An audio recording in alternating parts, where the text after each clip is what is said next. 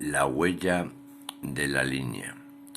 La línea camina en su trazo como mirada que proyecta al espacio la huella de su ser.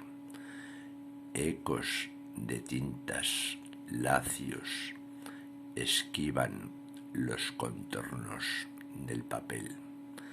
Caminos sinuosos que garabatean círculos y elipses enlazadas como sendas de hormigas errantes que devoran espacios blancos.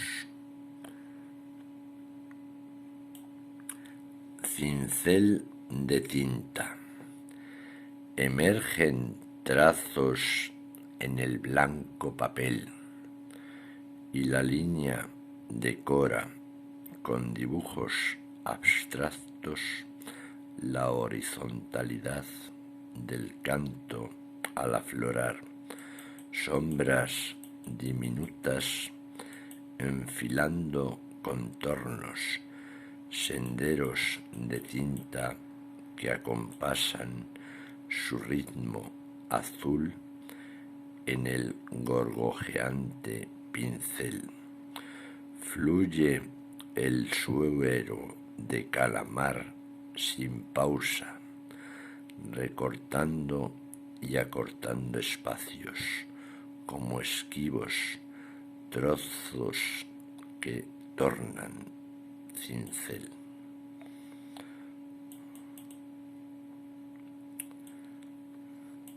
Hilvanando poesía. Palabras esgrimidas tantas veces que en su sonar me parecen vacías. Son frases vanas entre letras frías, monólogos con rimas por lindeces, escribiendo meditabundo pareces. Palabras huecas en la hoja tenías. Parece que en un papel vivías.